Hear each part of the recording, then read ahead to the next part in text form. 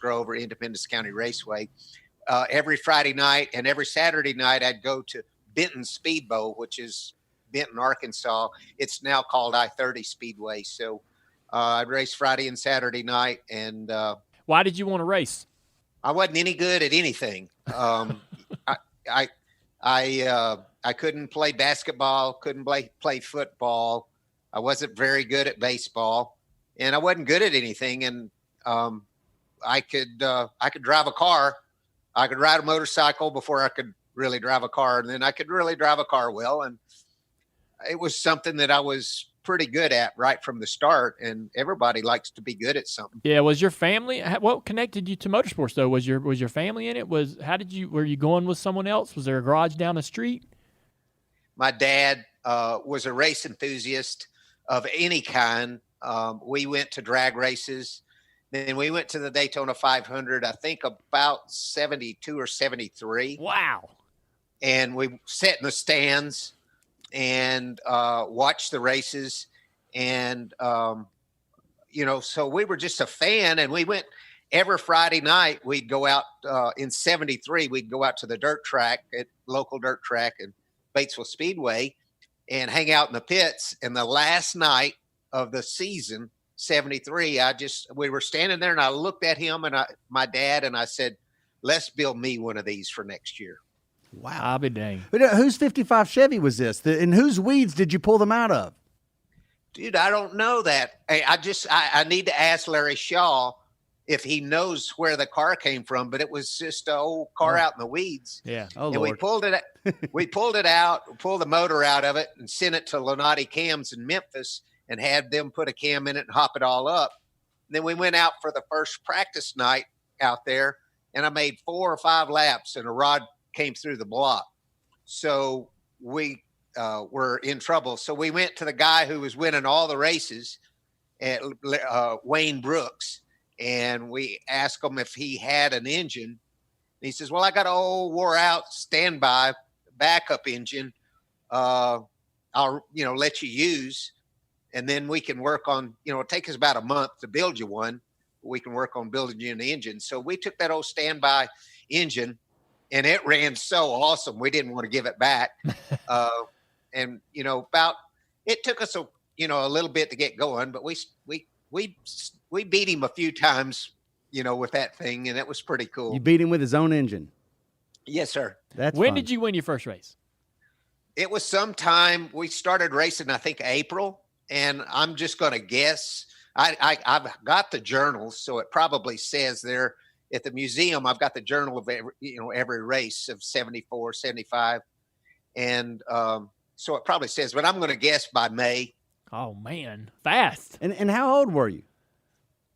I was 15. What? I didn't have a driver's license, which didn't make any difference because the rules and the laws didn't apply to us anyway. The way we looked at things, and I had Hi again, everybody, and welcome to EA probably Sports had MGP Baseball. 6 no driver's license tickets by the time I did get my driver's license. I was driving. I had my own car and was driving at 14. The Tampa Bay Devil You Rays drove all and over the Boston roads. Red Sox. Did you know who owned that car, or is there somebody still looking for the 55 Chevy and everything else you drove? I didn't drive that car on the road. I actually had a Chevy Blazer, and I drove to school at 14 and 15. That's crazy. Yeah.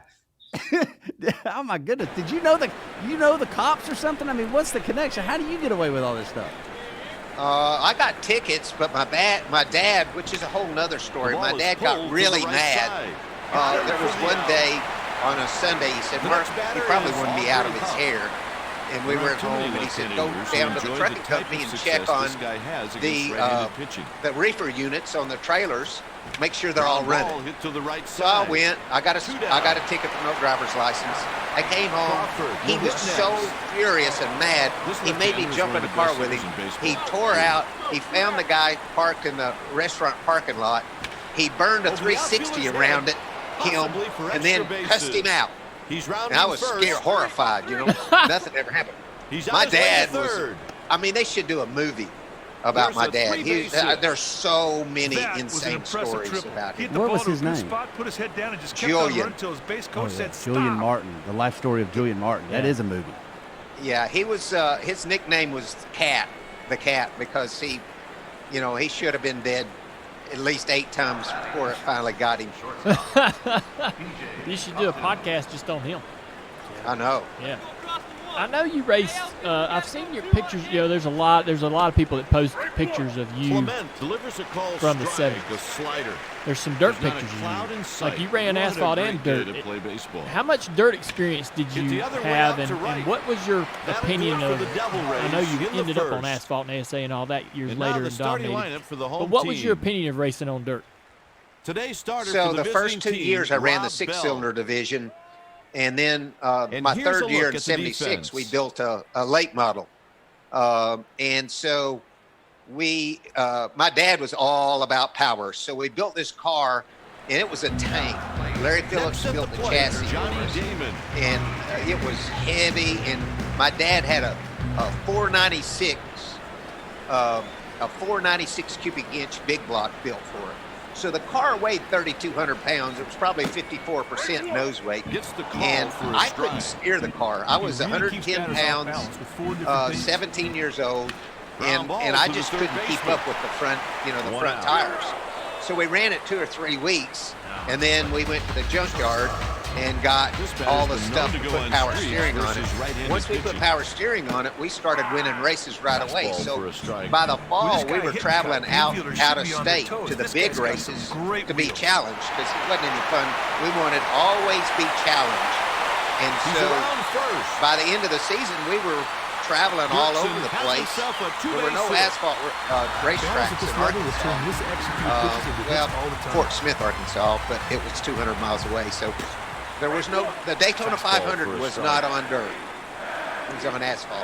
And if we're going to travel that far, we may as well be running asphalt. So we built an asphalt Got car, him. a pavement car, late model for 77. And I look back on it, and I think the dirt track racing was a big asset to me at that early age, next, to really David Ortiz. learn and refine my car control. This guy's a pretty I think decent today, hitter. my opinion of dirt racing today Didn't is find the plate it's for a almost a ball. must. That was a purpose You don't, pitch. He was you've trying to get got the to batter learn chase. car control in these things, because you have to, if Strike you want to with a compete on fastball. the very top level, you have to run the car in a slip. Two I mean, there's balls, 3, one strike you know, count. Dale, there's 2 or Sometimes 3 you try to make tenths a hitter chase your between pitch. just That's running the exactly car what you saw perfectly right there. straight and driving it a little Hitters harder count, and running it, 3-1. where it's He averaged actually about 4 slipping a walks little per 9 bit. innings. Not And you terrible, have to have but not car great. control to do that. And the batter went around. I've never heard it I don't put think so. the batter agrees with the ump's so, interpretation of smartly. check swing strikes. Well, Hit to left it's field. true. Trying to describe to That'll do it for the somebody the Red difference Sox in the between first good inning. and great is the With guy one that can inning drive played, it. no in that score slip, here. Always sort of sliding, and the guy that drives it straight. There's some good race car drivers that don't drive it drive it in a slip, but the great ones do. And you learned that in Grounded to the short third. time you were dirt racing? Got him. Well, I learned car control Whoa, made it look easy on that and first guy. refined it. When I Stepping started in, pavement Ken racing, Harvey. I don't remember running the car in a slip, but certainly we ran The pitch is taken out insanely to right. good. Nixon should have no I mean, the problem. story is, so we go to Ed Howe. Well, you got to go to This guy 1977 here has on my moderate success podcast against to hear the whole right-handed pitching. story. We go to Ed Howe, have him build us a chassis, No balls and but one I wanted strike. He's five lost on five 218 lugs, innings not the this big season, old and Here's ugly having a lugs. field day against And this I guy at a put, clip of we 303. wanted to put Hurst Earhart brakes, NASCAR brakes on it, Clement and all retires that the stuff. side He in had all order. this cheap stuff, but it was Heading light. into the bottom of the So second. anyway, The we game took is it home, scoreless. built it, finished it, took it back to Ed's Nixon to is have the him next set hitter. it up.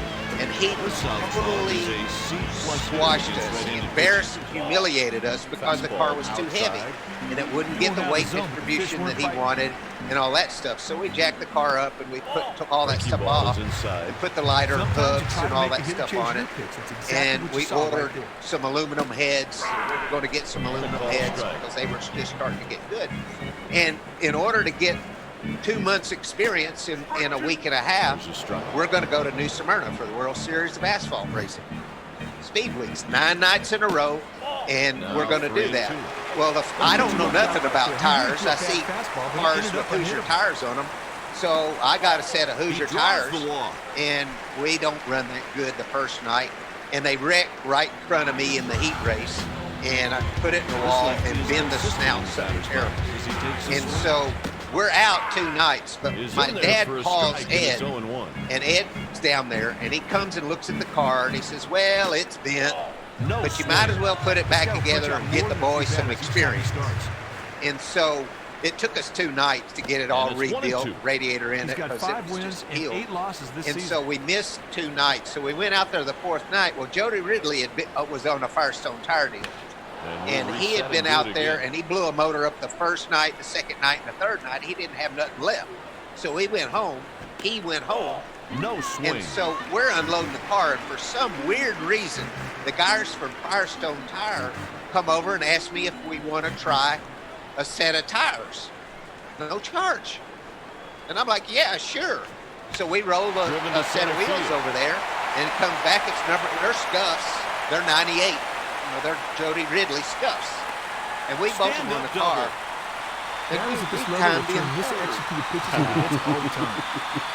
And we made the top 8 the rest of speed weeks. And it ran so good, bent with a snout bent up an inch in the right front. We left it like that. When we got home, we didn't fix it. We started racing it all over the country until I really did it. Before we put a snout on. Because we thought we were dumb as heck. We thought it was magic. I mean, it's magic. This thing will fly, We figured it out. This is the secret. Yeah. How did you, when you're coming up to you're talking about you and your dad. How were you funding the racing? And he's out. My dad was funding the first lead in the game with that run. It was What was the family business? trucking company. He started it the year I was born, 1959, with 1 truck, and he was probably running 20 trucks at that time. And before I started racing, I learned to drive a truck really early age. My dad was crazy. I was probably 12 years old, and we would take a summer trip every year. Well, I'm going to say I was 12, and he let me drive at night. He finally got brave enough to get out of the seat, get back, in either the bunk or in the passenger seat. And all our trucks, all his trucks were fast.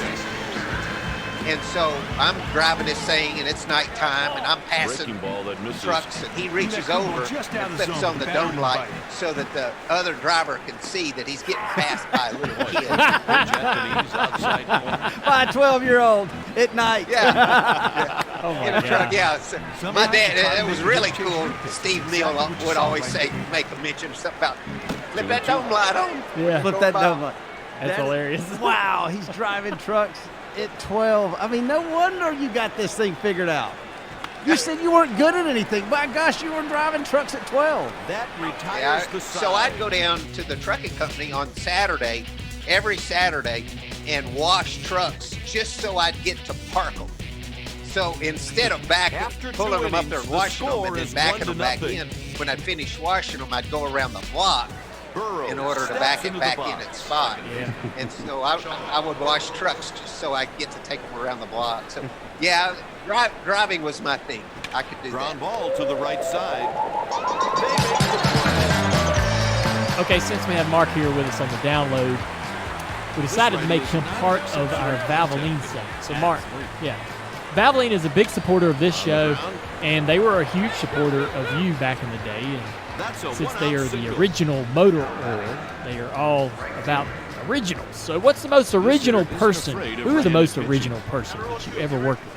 Oh, I think I worked with a lot of greats, some of the greatest in NASCAR history. One of the coolest people that I worked with was Rodney Childers, because he was a very successful race car driver. And I think that he could visualize, and I think he could feel what I would describe to him, and I think that's one of the keys to Rodney's success. On top of being really smart, and his work ethic is second to none. But I think his experience as a driver really makes him better. Yeah, I'm surprised by that, but not.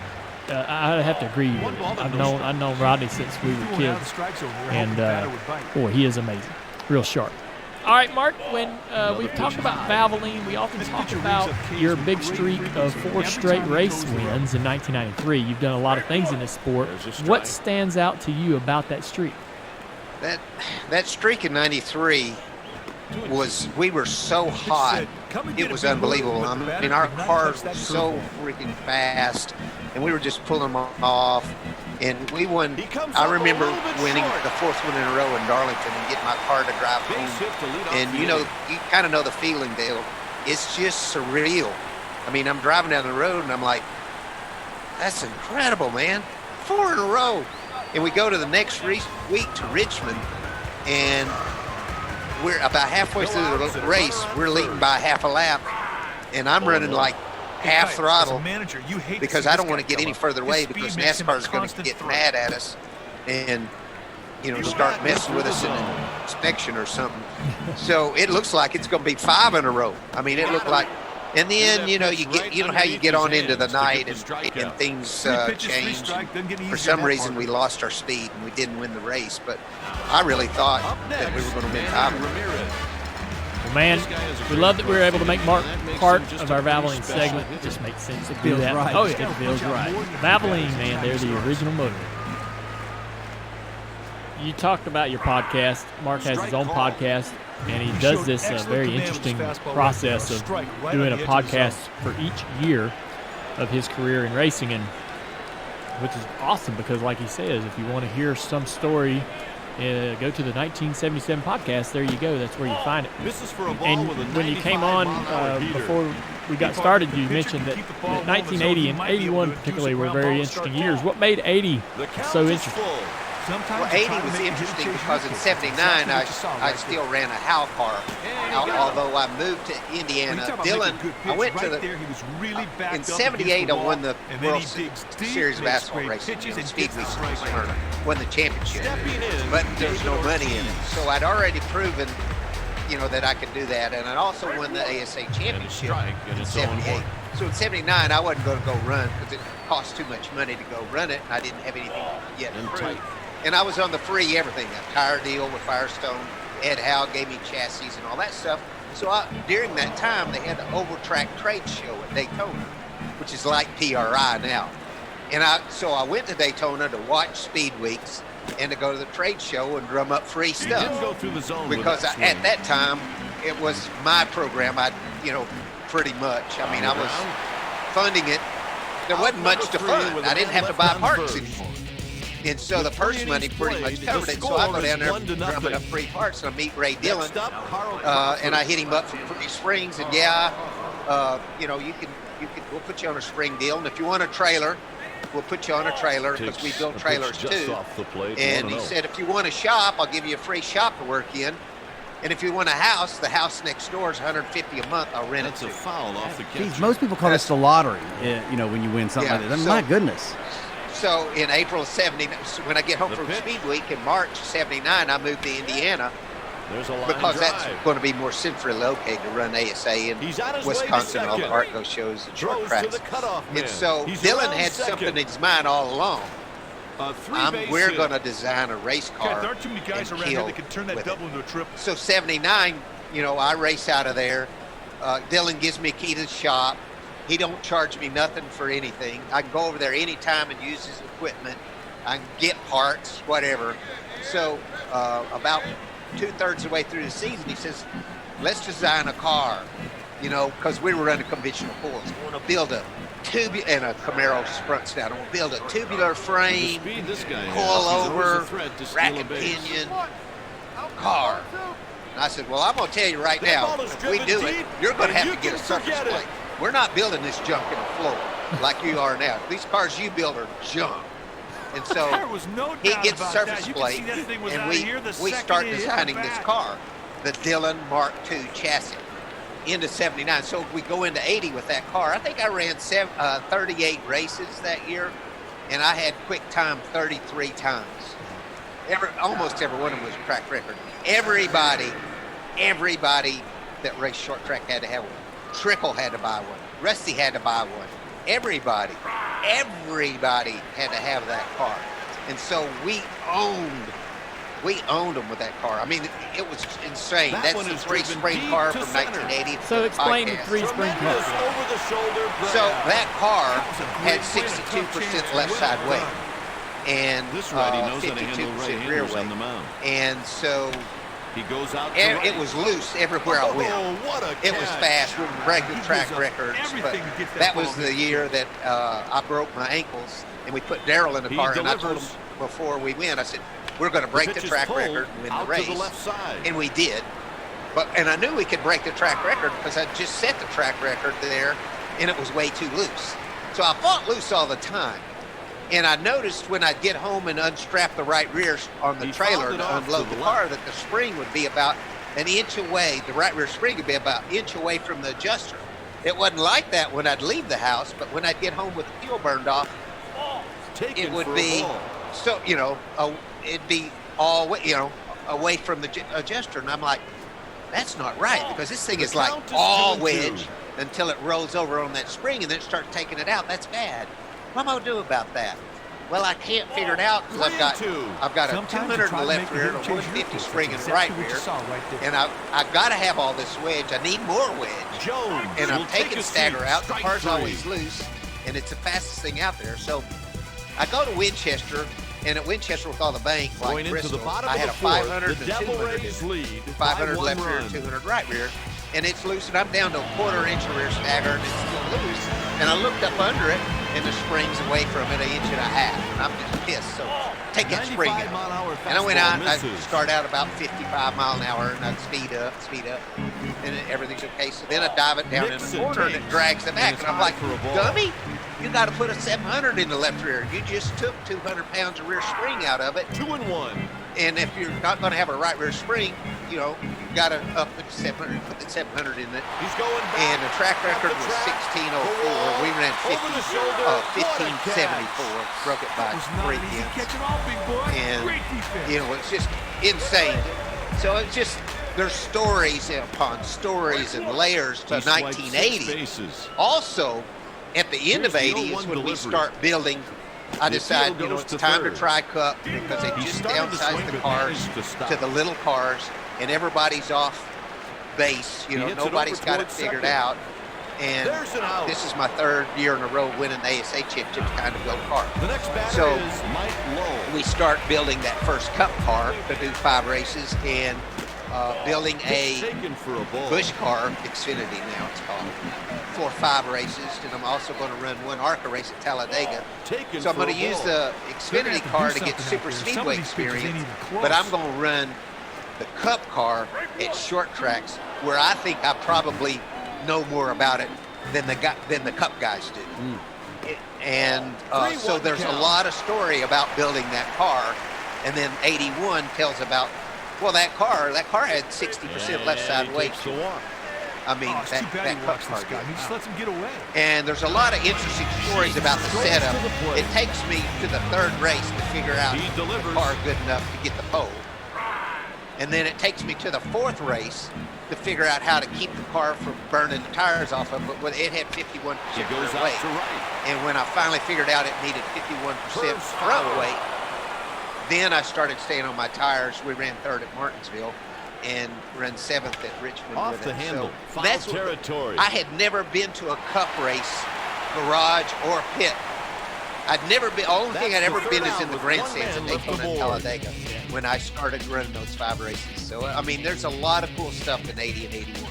So the funny thing about After the car four, with the Tampa Bay 700 left leads rear by spring, 1. no spring at all in the right rear, Next at is the plate, so Sean people talk Burrows. about, oh, that won't work. He is you know. out there with Everybody non-stop. said it wouldn't work. Oh yeah, Yeah. And they still say it today about setups and unconventional things. And you can't. It's just funny because we were at. This isn't out there too far, but we were at. I remember being in No Atlanta. I balls, think 2 I was a strikes. rookie. Maybe it was 2001. And we had a two inch and a quarter front bar, which in my mind 3 pitches, at that 3 time strikes, doesn't get was easier than that, giant. partner. And I said to, we'd been good in practicing, and No I'm standing one on out the and one intro out. stage, and I'm standing with Mark, and I said, Mark, he's like, your car's pretty good. I said, yeah, it's got a big, giant front bar. It's like 2 1/4 front bar in it. I don't think it's going to be very good. It's probably Breaking gonna, ball That's at right. your side. and he looked at me and said, somebody's going to win a race with a quarter-inch bar in it. You might as well be you. Wow. Something along those lines. Yeah. You know, and it really opened my mind up to being willing to try anything and be creative and innovative with your setups. And when people tell you, oh, that won't work, or there's no reason why that would work, you can't go that route. Mark Martin ran a car at Winchester with a 700 left rear spring and no right rear spring in it. I mean, that to me doesn't sound like it would work, but he was 0.3 faster than track record. Let me tell you one other thing about that too. So as a Dillon House car, I had to give my setups out. So Bob the Red Sox I did, and I would set cars up for $100, which I came. Your dad got a Dillon car, and I came to the shop out back and set that car up for him. He gave me $100. So $100 cash was a lot of money to me at the time, and so I did that. Well, anyway, Bob Strait had a Dillon car. And so after I went down there and figured that setup out, he came and wanted that setup. We put the setup in his car, and he sat on the outside pole.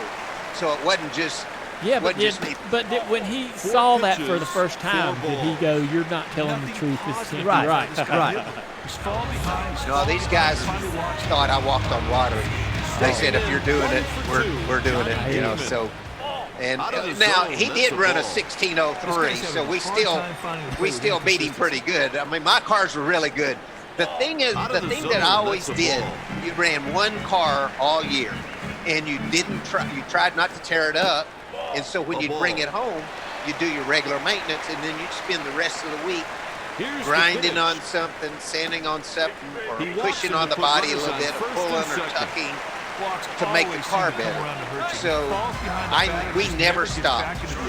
Me and Banjo worked 17 hours a day. You know, it was just work and work and work. Always perfected those cars. So my cars were lighter than anybody's that I raced against, except Blue or Junior Hanley. Junior Hanley and Gary Blue really pushed me hard in the equipment area. Gary pushed me in the aero and made me really be proactive there, and Junior really pushed in the aero and the weight thing too. So we were nuts. I mean, anything, a quarter of a pound was a lot of weight savings in one setting. Yeah, I try to talk to late model drivers that drive Force Junior Motorsports to get them to read Gary's book and to learn more about Gary, more about you, more about that particular time, especially going down to the Daytona Speed Weeks stuff, where basically it was kind of run whatever you want on the body. But I try to push my guys to lean into y'all's careers and learn about them because of the innovation and creativity, and how you and Blue all kind of elevated each other and really made each other go as far as you possibly could on every little part and piece on the car, the body, and everything else. Because, you know, the guys today, they build the cars kind of like a kit, and then they take them out on the racetrack. And I look at the bodies and things, and I'm like, man, you're giving up so much opportunity. And it's all these little things that add up. And so I encourage those guys to dive back into that era, that late 70s, early 80s sort of era of super late models and ASA, because that was a lot of ingenuity and stuff that still works today that the guys aren't even doing to their cars today. I know it. And Mark, your conversation with Gary Ballou on your podcast, I think I learned more about racing just listening to you guys talk about this stuff than I have anywhere else. And it was amazing, and it made me wonder, and hearing you, we're sort of giggling over here just listening to you talk about springs and setups. I always wonder, you always seem to be the guy that didn't mind telling people what your setups were and helping with others. Have you ever told somebody, or have you ever misled them on your setup? Have you ever told somebody a setup that was not actually what you were running? No, Rusty did, though. I was standing right with Rusty. I went to watch Rusty one night, and this guy come up, and he said, Rusty, how much tow you run? He said, I run 5/8 in. You know, and I'm like, Jesus, he's lying his tail off, you know. But Rusty was always honest with me. We were always, if I hated a guy and he came up and asked me, I probably would have lied to him. but I never did hate anybody. I was always willing to tell anybody what I had. That it was an honor for me, that they would ask me.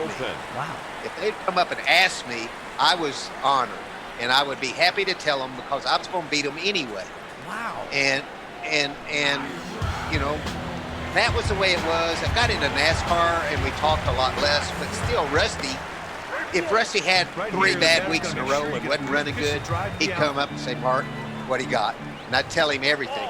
Same thing around. If I go, running bad and couldn't find my way, I'd go to Rusty and ask Rusty what he had. And he'd tell me every bit of it, honestly. But I never did mind telling people what I had because. But if you want, one time when I lied, the first race I took my Cup car, I knew Cup cars had 125 to 150 pounds of lead. That's exactly what you saw. That's what a normal Cup car had. The pitch is hit up the middle. Well, my Cup car had 600 pounds of lead. Oh, that's an RBI single. And this is in the 1981 podcast. So Jake Elder, and I didn't know who he was. I was the first race at North Wilkesboro, and I qualified 5th, but I burned a gear up in the race. And I was sitting on the trailer fender of my open trailer, waiting for the pace shack to open up. And this guy walks up, and he looks over in the car. He looks at me and he said, "You only got 2 gauges?" I said, "Yeah, that's all you need."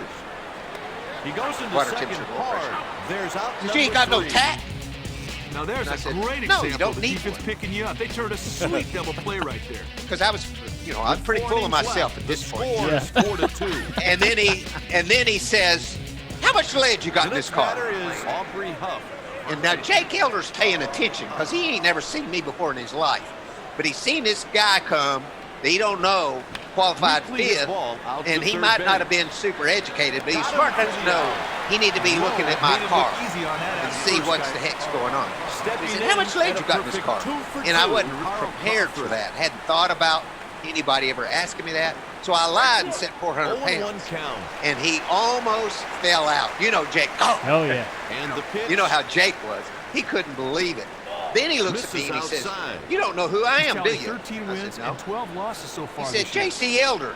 And I looked at him like deer in the Liner right headlights at the third baseman. because I didn't know That's a great what he. play on a And then he very said, tough line "Jake drive. Elder." And That's one of the toughest I balls in baseball to you know, judge. I knew who Jake was. I didn't know who This hitter J.C. is was. an Right. average hitter at best. So all those stories are in the 81 podcast. But Yeah. yeah, that's really the only time I ever really lie in about a setup.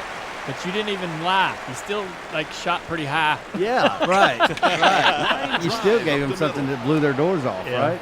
81 was a tough year, though. So, you drove for J.D. Stacy a couple races. Was that 82? That's 83. 83, ooh. 82 and 83 were devastating. Career losers and demolished and Okay, this guy can took me flat out from slap riding down. He's got a good high situation going. You can see to that. completely on my knees. What happened? Up the middle. 82, well, first of all, I didn't realize how hard it would be to run a full schedule He's on because his I way ran to the 5 plate. races. There was a month in between. run crosses We the prepared plate. for every race That's a with my nice little at guys. bat right there. At He that got time, I that had run home and he ended full-time up in scoring employees position himself. in 81 doing those races and doing what I was doing. So I was not prepared for how hard it would be to run all the races. And I wanted to run all the races and run for Rookie of the Year. And I was running against Jeff Bodine in the 50 car. And that was a good team, really a winning team. Yeah. And and I did a deal with Apache Stoves for $50,000 sponsorship, and they went out of business, never paid, and so Two I outs didn't with a have man any on sponsorship. second. He comes up And, a little bit short. My crew chief at Daytona got inebriated He's the in night there with a before the 2-out 500 and single. didn't show up at the racetrack. My goodness. Sunday morning. And so and then we blew up in the race. And so we left Daytona with a team in shambles, broke, Jones no takes money, ball 1. and it was terrible. So by the end of 80, and then Jeff Bodine beat me anyway. Darrell Walker Line pleaded drive with right me, to the "Mark, shortstop." please go to a limited schedule." please. And I was just too hard-headed and wouldn't give up. I was going to beat Jeff Bodine. Well, he beat me anyway. And so at the end of the season, I had to have an auction because I owned all my stuff. Yeah, technically Bud Reeder was called the car owner. What he did was he paid for the cars, and then I paid everything else. He didn't pay any bills. He just supplied me a car. It was like the house car deal I had with Dylan. Yeah. Dylan gave me the car, and then I operated it, and then I gave it back when I was finished. And that was the same thing with Bud Reeder. So I was broke, and I owed Hagan, I think, 50 grand. So we had to have an auction and sell everything I owned. And I paid everybody off. And then Tim Richmond had drove for Stacy in the 2-car in '82, and he had gone to Blue Max and opened up the 2-car, and he'd won a couple races in the car. I got a shot at the car, but at the same time, they shut off the money. The car was on the winner's circle, and Stacy had gotten another financial thing and shut off the money, so they were operating only on the winner's circle money and the purse money. And so it was not the same thing. Dale Inman wasn't there anymore. Dale Inman left. He had been the crew chief, and Bibby Harrington was the crew chief. And I didn't think Bibby was that good, and he didn't think I was that good.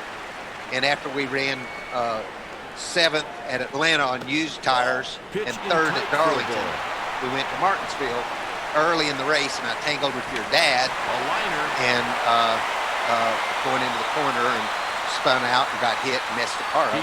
So I got fired the next day, and they wanted to put someone in the car with more experience. So they put Morgan Shepherd in the car, and that left me pretty much in trouble.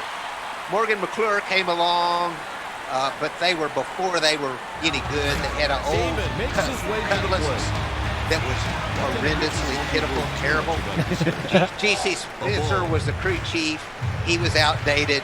I was real progressive, and he was totally outdated. We didn't get along. They had a really nice speedway car. I got to drive at Talladega, ran good in. But I didn't get along with G.C. Spencer. At the end of the year, I didn't call them back, and they didn't call me back. And so I picked up my stuff and moved back to Wisconsin and started my career all over again. Now, it was hard to start all over again. Let me tell you how hard it was. I had nothing to my name. And the first guy I called, Ray Dillon, to get me my house car program. He said, Mark, the days of free cars. Pitcher just tossed up a fat one there. I mean, it looked like a beach ball. I knew I could go to Prototype and get an engine deal. Ron Neal, had been my engine program since '81, and I had gotten them into NASCAR. They used prototypes at the Stacy thing. They closed up their engines in the 2-car engine program, used prototypes. And so I got them that engine deal. Go down there in NASCAR and all. So I could get an engine deal, but I was going to have to find somebody that had a truck, a trailer, and could supply me with cars. And they did, and one full-time employee. And so it was me and one other guy starting my career all over again and building the cars from scratch and hanging the bodies and going back short track racing. And we had volunteer help that came in at night. So me and my guy, Doug Hahn, would work all day. We'd go in the morning, work all day, and then at night, the help would come in, and then we'd stay and work with the help all night. So it was a very tough time in my career. Humbling, Dale, I would not be the person I am today had I not failed, because I was on such a roll before that 82 season. I was pretty full of myself. I was so full of myself that after that 5th race in 1981, when I sat on 2 poles, finished 3rd and 7th, with my own little car out of Indiana, the phone rang. My shop was a pole barn without insulation in Indiana, northern Indiana. The phone rang. It was a slimline phone, one of them dial phones. I'm standing there, answer the phone. Hello, Mark, this is White L. Wilson. I'd like to see if you'd be interested in driving the 28 car.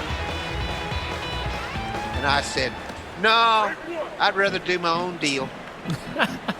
That was it. That was it. So I could have been in the 28 car at the Daytona 500 in 1982. I'm not saying they would have hired me, but I was scared to go drive that car because it was great at Daytona and Talladega. But Cale Yarborough was a hell of a driver.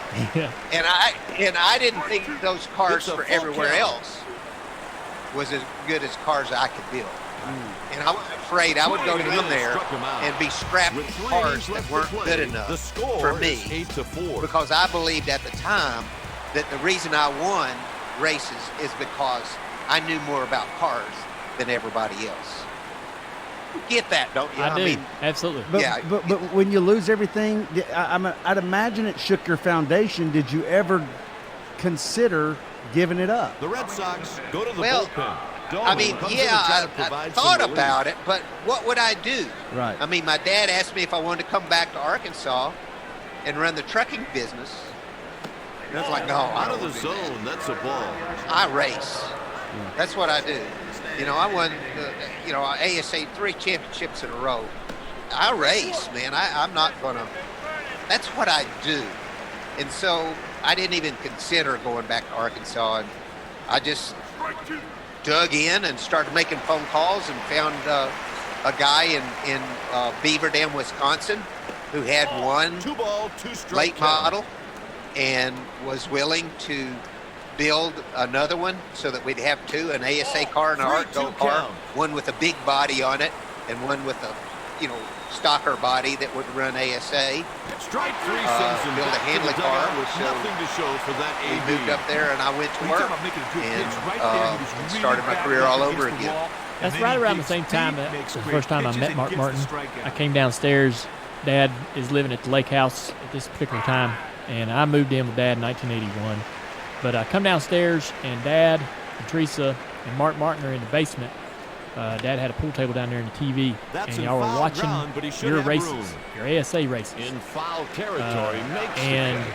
there was a Huck comes to VCR the or a plate. Beta, I'm not sure which one it was, and an Atari in the cabinet. And y'all are sitting there watching these He races, goes and I'm with like, the pitch hey, and this is takes awesome. it down the left side. And Mark is Gilman playing retires the Dad. side in order.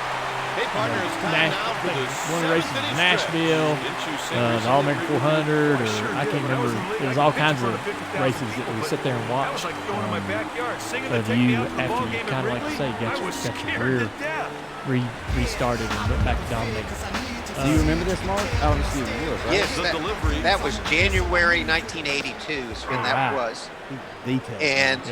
And I had just moved to Charlotte, and I was in the Busch Clash, and Easy play Dale for the wasn't. left fielder. So when we finished washing He makes the play. my races, he said, "Let me show you how to win the Busch Clash."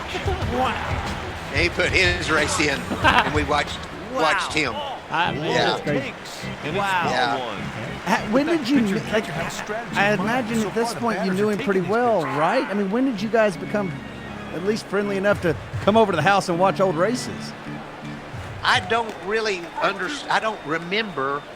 Evidently, we must have picked up conversations in '81 when I was at the The racetracks. count is even at You know, 2. doing the But like 5 pitcher, Cup catcher have a races and strategy the in 5 mind. So far, the Busch batters are races. And taking we these raced pitches. against each other in the Busch races The because pitches hit to that left field. '81 was the year when Crawford makes the routine Ballou catch. and Dale tangled. Oh, yes. And Dale said Ballou was the dirtiest driver in the world or Yes. he'd ever seen or whatever. Well, I ran second in that race. That's right. So I was right there. That was crazy. I was running fifth at the time, and when whoever turned sideways, I don't know if it was Ballou or Dale, turned sideways, the tires started blowing smoke. I And thought on somebody 3 blew a pitches, motor. he's gone. I slammed on the After brake. 7, the Red I Sox just was green, lead by man. I'd 4. no super speedway experience and was Crawford just is up. learning. But anyway, Dale and I evidently talked enough, and he had respect enough of where I came from to invite me up to the house. And so I came up there in January, and I wanted to show him where I came from in my races because I was proud. And when we finished up, he said, "Let me show you how to win Bush Clash." Because I thought that's cool. yeah, Oh, yeah. yeah. I mean, listen, Mark Martin's not going to forget any details, but I'm willing to bet that Dale Jr. is the only one that could remember that there was an Atari sitting there as well. Well, I remember playing it. I was 8 years old. 8 years old. Of course. Ataris were it, man. So, Mark, you went back home and you got going. So what came first? When you went back to ASA, back to the late models, the 31, I remember you coming and racing in Xfinity Series, the Busch Series, and the 31 Busch International Ford. What came first between that car and the Roush? How did all that? So how I got to the 31 car was David Lovendahl was my brother-in-law, ex-brother-in-law. He's actually divorced my sister. When I left Arkansas to go to North Liberty, Indiana, in April of 1979, I needed an employee.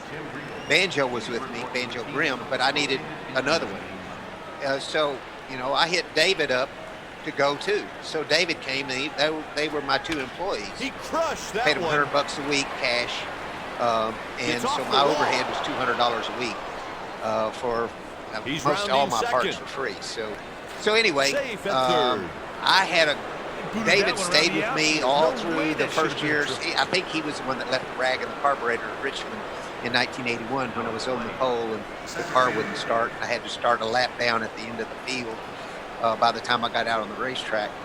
And so anyway, David and I knew each other. Well, we had parted ways, after that, not right after that, but somewhere along the way, he'd gone his way and I'd gone my way. So in '84, when I was up there in Beaver Dam and getting my feet back under me, that wasn't a well-financed team. And so in '85, I got the opportunity to drive for Jerry Gunderman. Jerry Gunderman fielded ASA cars for Bobby Allison. Had the Miller sponsorship, had Jimmy Finney and Jeffrey Finney working there at the shop. So heck yeah, I was going to be the full-time ASA guy, and Bobby was going to run part-time in his spare time out of that shop. So I went there in '85, and we won 4 races in '85, but we didn't win the championship because we broke some motors. And so in '86, Jimmy was my crew chief, of course. In '86, we won the ASA championship. Well, toward the end of '86, Bobby Allison starts asking Jimmy Finney to come be his Cup crew chief. And David Lovendahl called me and said, "I'm going to start a Busch team. My brother-in-law, my father-in-law, Bruce Lawmaster, is going to fund it, and we're going to start this team." And I thought, yeah, I just won the ASA championship. I need to make more money than I'm making. This is an opportunity to race on a bigger stage. I wasn't thinking about Cup at the time. I was thinking about getting in the Busch series. So, and Jimmy kept telling me, he says, "If you stay, I'm staying." Well, I wanted Jimmy to go be a Cup crew chief, and I needed to go try to make more money because I had a family, wife and 4 little girls. So, which was kind of new. '84 is when I got married. So I saw the opportunity, so I took it. So we went and ran the Busch car. We did the full season in '87 with 2 cars. We had a super speedway car, intermediate car, super speedways, and a short track car. Open trailer, and 2 employees and myself. And by Dover, Dover's usually in May. By Dover, we won our first race. And now it's 1 ball. 2 weeks later, we won at Orange County. And I'd been with Ford since '84. When I went back ASA racing, I hit Ford up to participate in my deal, and they had given me, like a $15,000 sponsorship deal for Motorcraft. So I'd been in Fords for 3 years, so I was kind of considered a Ford driver. We built a Ford Busch car in '87, and so I was in the only full-time Busch Ford car out there. There were no Fords out there. No, you had to run a V8 against the V6s, and you had to run a weight penalty, so it wasn't really the way to go. But we won Dover despite that, won Orange County, and then Bud Moore starts calling. Steve Mill calls and says, "Hey, Jack Roush is going to do this deal. We're going to, 1 and 2. Jack's going to call you." Did you know Steve? Oh, yeah.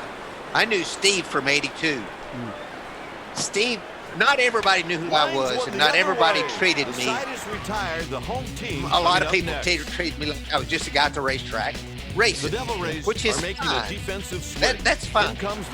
But Steve was a crew guy that treated me like your dad did, like Bobby Allison did, like Darrell Waltrip did, who knew where I came from and what I had done and accomplished. He treated me with so much respect. I never forgot that. He would come up and talk to me and pay respect to me too. So I knew Steve well. I was right in his backyard. He was in Pleasant Garden. I was over there in Randleman.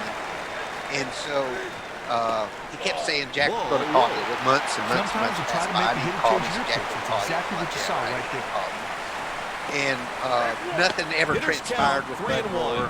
I think there was some interest. Some people were asking questions, but finally Jack Roush called. This guy needs to bear down to a strike. You don't want to be walking people this late in the ballgame. And building custom. I knew all that. Come up to Detroit. So I flew up to Detroit, and Jack showed me all this stuff. And Jack said, I've got $4 million. I'm going to run 2 years on my money. You know, I don't need sponsorship. I got backing from Ford. And we're going to have Steve Neal, Robin Pemberton. Here's the deal. It's a limited schedule. We're going to do this deal. He told me everything about his plan, all the hardware, buy all the tires you need, everything we need to do. And he didn't say anything. And I didn't ask about what he was going to pay me. When he finished telling me all that stuff, I said, well, I'm going to do it. We stood up, shook hands. And I about fell out. I mean, I honestly got dizzy from standing up and shaking hands because most people don't get their first chance, much less a second chance. And I didn't. It's funny because he's the one that brought it up later. I didn't ask him what he's going to pay me, and I found out it wasn't much. And Jack was the guy that always put the money into the hardware. And he didn't put the money into the people. He believed in getting people like Steve Neal, Robin Pemberton, and all these kind of guys that were smart and really wanted it, and and he would give them tools to succeed. And he likes doing that. And if you'll think about it, the hero that Jack Roush is, his real legacy is he never hired before I knew him. To the left side last year. He never hired a successful driver until he hired Jamie Murray, and I had to beg him to hire Jamie because I wanted him to hire Jamie to replace him, to take the 6 car. I wanted Jamie to drive the 6 car and take it. And then things got screwed up, and I didn't leave. Kurt left, and they needed me to stay another year, so Jamie wound up over in the 97, but. Yeah, Jack brought it up. Like, dude, I didn't make nothing. I mean, Brett Bodine was making twice as much money as I was making driving for Jack, Bud Moore, as I was making driving for Jack. And it bothered me. And that's in my podcast, too. My relationship with Jack was very, very difficult, cold. He was very cold for years, and he didn't treat me with respect. He intimidated me and kept me down, and I was scared of him. And it took years for that relationship, to really develop. All right, guys, our Mark Martin interview went really long, and I wanted it to. And the reason why is because I'm going to split it into 2 parts. You just heard part 1. Hope you enjoyed it. It was great. I expected it to be. Can't wait for you to hear part 2. Coming in a later episode.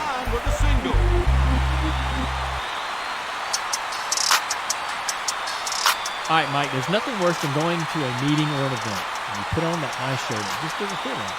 A good-fitting shirt or suit not only makes you look better, it gives you the confidence that you need in that meeting or the night out.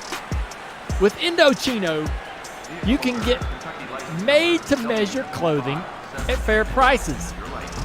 This includes suits, blazers, shirts, and coats.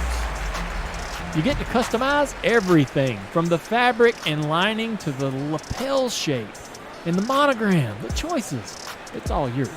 Your clothing is then made to your exact measurements, so it fits you perfectly. The best part, Indochino's suits start at just $299, all customizations included. So Indochino just hopped on board with our show. Now I'm going to have to set up a virtual style consultation. The cool thing is you don't have to go to the store. During this pandemic, a lot of people don't like to do that, so Indochino has it to where you can do virtual visits. That's pretty cool. I've looked at the site, and I'm going to get measured and pick out some stuff. You ordered stuff at this point. No. Well, that part, yes. Okay. Just from that. The cool thing is you don't have to go to the store during the pandemic. You know, people don't want to go to the store. So Indochino has it where you can visit the site, and that's really cool. That's pretty cool. It's really cool that you can go to a website. Made by the right fielder. I looked at the site now. I'm going to go get measured. The runner scores on the And I'm going sac to pick up some fly. stuff. To me, that's a successful bat. That's a batter. Anytime you can drive and run, you've done your job. This is. Can you give me a little dramatic music behind that? I need some dramatic music. Salmon and chicken. Salmon and chicken. I can hear some violins, a cello. Indochino has showrooms all across North America. Or you can book a virtual appointment and shop online at Indochino.com.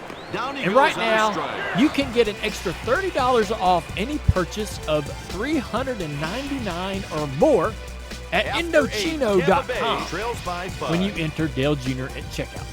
$30 off any purchase of $399 or more. This is That's it. They're going to have to create some Indochino.com. offense in a hurry. Promo Dale Jr. Promo code Dale Jr. Promo Dale Jr. Promo code Dale Jr. Promo code Dale Jr. Code Dale Jr. Pitching change will be made. Dale Promo Junior Code. Y'all suck. It's really cool. I'm going to go to the website and get measured and get some stuff. Misses. That is pretty cool. That will be cool. It's hit out toward short. What's up, everybody listening to the second best podcast on the Dirty Mo platform, Dale Jr. Download. Freddie Kraft here. And when you're ready to listen to a podcast with real, unfiltered opinions directly from the track, check us out on Door Bumper Clear. Yo, Brett Griffin, spotter for Clint Boyer. Today we'll talk about the bad spotter views at Indy, the scary pit road pileup, and cars blowing tires all day on Sunday. TJ Majors here, and make sure you listen to Door Bumper Clear this week and every week on all major podcasting platforms.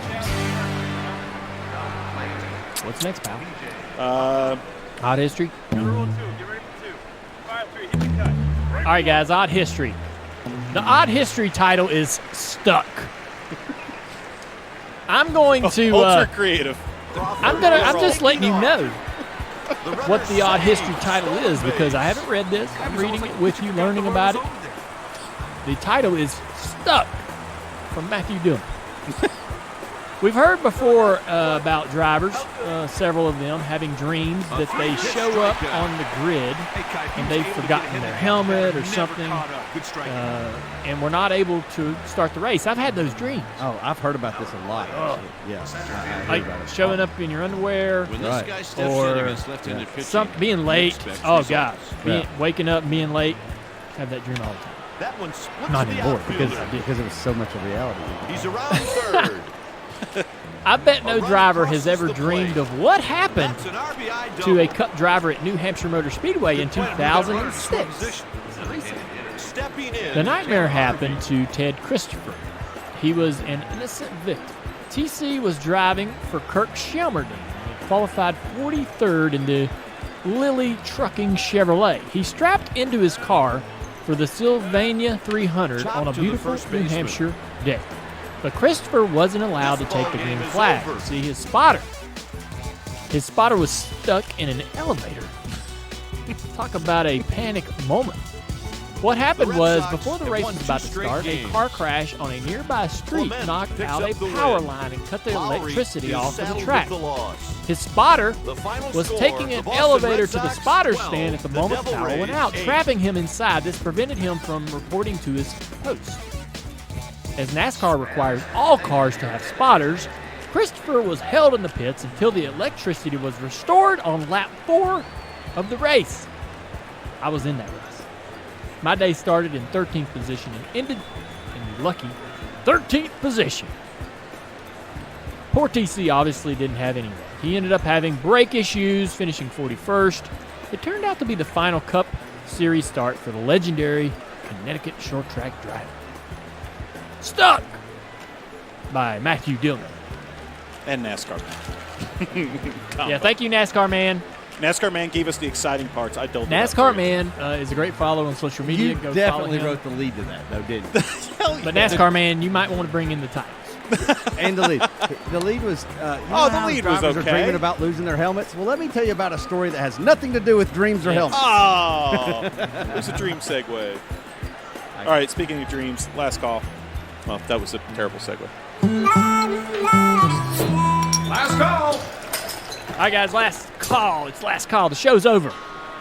That's when last call happens, at the end. That's right. That's why they call it last call. We are about 1 week away from Lost Speedways.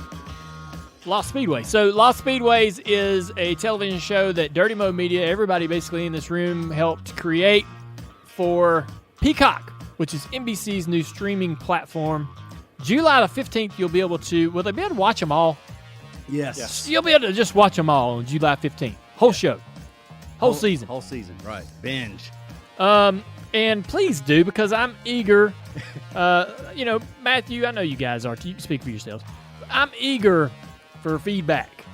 So, and I'm also eager to find out whether we get a second season. And so if, you guys watch it, maybe you'll get some positive reaction out there to Peacock and NBC, and they'll want us back. The few people that you have let see sneak peeks, though, the feedback was what? Like, when you're telling about... Amazing. That's right. Good. Make more, please. That was the feedback I got. If you're an Xfinity customer, you get Peacock TV, the streaming platform that Lost Speedway is being provided to you on for free. Mm-hmm. That's cool. All right, Dale Jr.